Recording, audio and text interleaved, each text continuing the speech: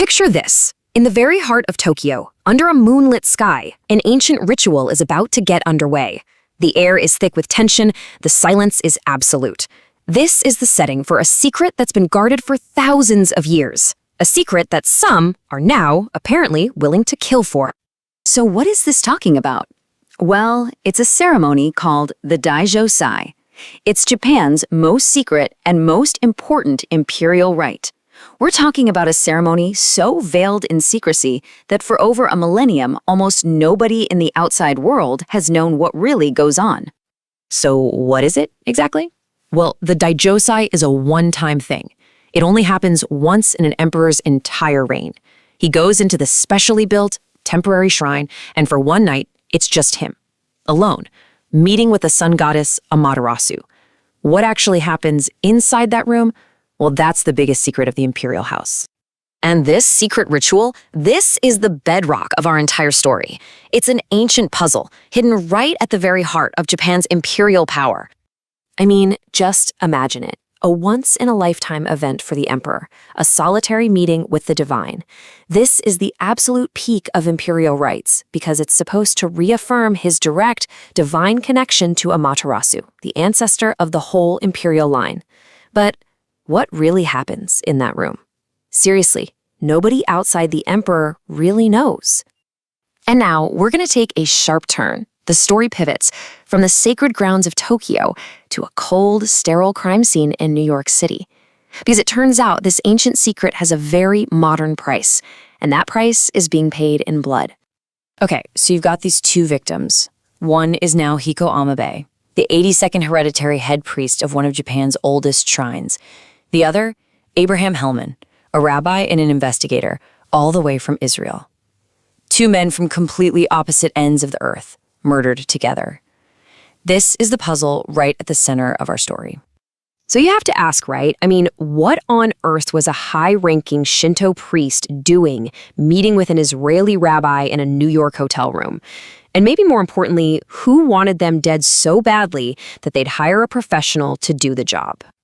The evidence here just screams professional job. 2 shots to the heart for each man, no forced entry, no sign of a struggle at all. The police find soft-point bullets, the kind designed not to exit the body, and a silencer was definitely used. And get this, nothing was stolen.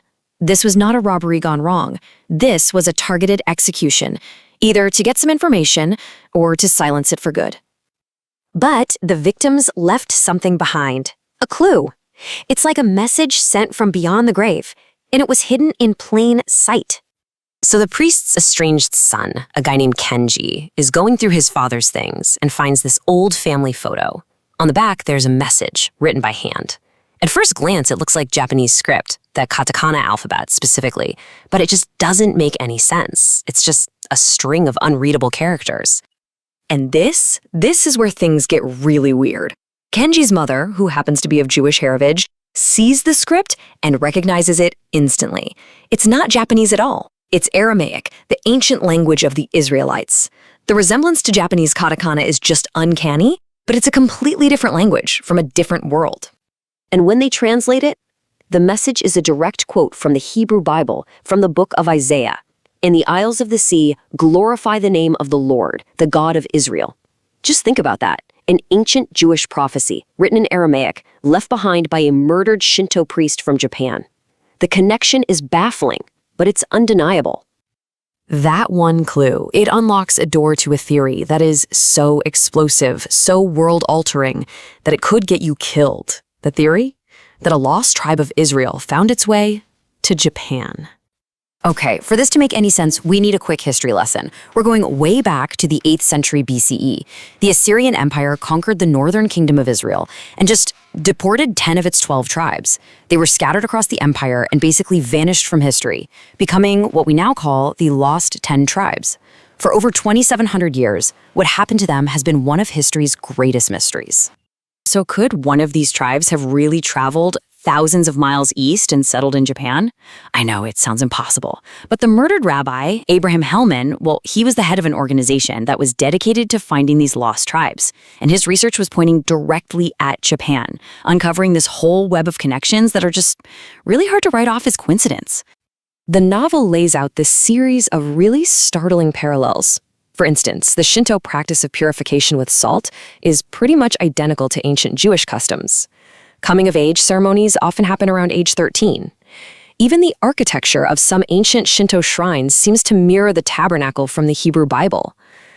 The list of these strange cultural echoes, practices you only really see in these two cultures, separated by an entire continent, it just keeps on growing. And then you see the symbols. I mean, look at this. This is the official crest, the Shinman of the Manai Shrine. And this isn't some new thing, it's ancient.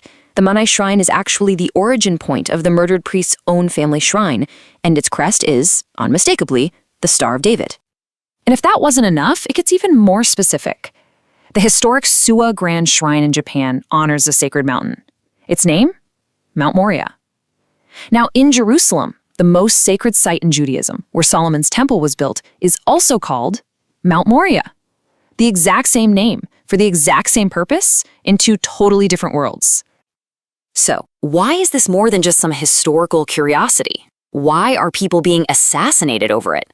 Because in the world of this story, this theory isn't just about the past. It's the key to a secret that could shift the entire balance of global power. You can actually watch this thing escalate over time. In 1975, the priest's family publishes their ancient family tree, which links them directly to the imperial line. That gets people interested. By the 1980s, Rabbi Hellman's organization starts its investigation. And now, they're both dead. The novel reveals that the CIA, Mossad, and even China's Ministry of State Security are all in a mad dash to uncover the same truth. And here it is, the ultimate stakes. This isn't just about rewriting history books. The theory suggests that if a lost tribe of Israel made it to Japan, they didn't show up empty-handed. They brought sacred relics with them, objects of immense historical and religious power, objects that might now be hidden in the most secure place in all of Japan, the Imperial Palace. And so, that leaves us with the final question. Are all these connections just a mind-bending, impossible series of coincidences?